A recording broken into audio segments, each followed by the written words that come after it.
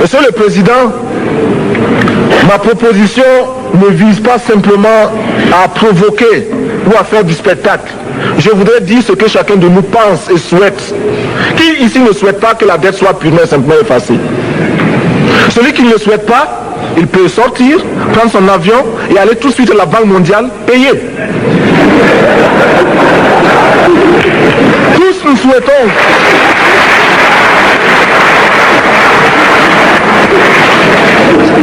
ma proposition n'est pas non plus, je ne voudrais pas que l'on prenne la proposition du Burkina Faso comme celle qui viendrait de la part de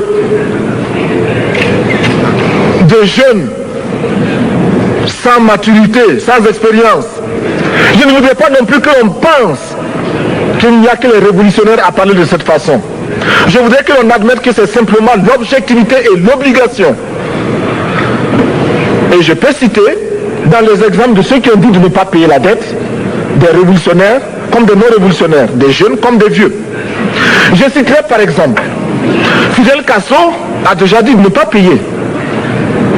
Il n'a pas mon âge, même s'il est révolutionnaire. Mais je pourrais citer également François Mitterrand, qui a dit que les pays africains ne peuvent pas payer, les pays pauvres ne peuvent pas. Je pourrais citer Madame le Premier ministre. Je ne connais pas son âge et je m'en voudrais de le lui demander. Mais c'est un exemple. Je voudrais citer également le président Félix Houphouët-Boigny. Il n'a pas mon âge. Cependant, il a déclaré officiellement, publiquement, qu'au moins pour ce qui concerne son pays, la Côte d'Ivoire ne peut pas payer. Or, la Côte d'Ivoire est classée parmi les pays les plus aisés d'Afrique, au moins d'Afrique francophone. C'est pourquoi d'ailleurs il est normal qu'elle paye plus en contribution ici. Mais, Monsieur le Président, ce n'est donc pas de la provocation. Je voudrais que très sagement, vous nous offriez des solutions. Je voudrais que notre conférence adopte la nécessité de dire clairement que nous ne pouvons pas payer la dette. Non pas dans un esprit belliqueux, belliciste. Ceci pour éviter que nous n'allions individuellement nous faire assassiner. Si le Burkina Faso tout seul refuse de payer la dette, je ne serai pas là à la prochaine conférence.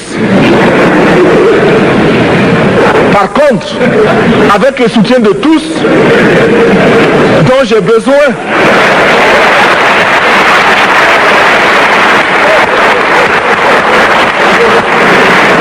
avec le soutien de tous, nous pourrons éviter de payer. Et en évitant de payer, nous pourrons à notre développement. Et je voudrais terminer en disant, chaque fois qu'un pays africain achète une arme, c'est contre un Africain. Ce n'est pas contre un Européen. Ce n'est pas contre un Asiatique. C'est contre un Africain. Par conséquent, nous devons également, dans la lancée de la résolution de la question de la dette, trouver une solution au problème de l'armement. Je suis militaire et je porte une arme. Mais Monsieur le Président, je voudrais que nous nous désarmions. Parce que moi, je porte l'unique arme que je possède et d'autres ont camouflé les armes qu'ils ont.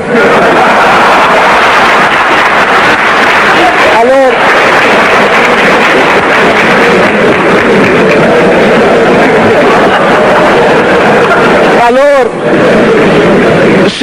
chers frères, avec le soutien de tous, nous pourrons faire de la paix chez nous. Nous pourrons également utiliser ces immenses potentialités pour développer l'Afrique, parce que notre sous-sol sont riches. Nous avons suffisamment de bras et nous avons un marché immense, très vaste, du nord au sud, de l'est à l'ouest. Nous avons suffisamment de capacités intellectuelles pour créer, ou tout au moins prendre la technologie et la science partout où nous pourrons les trouver.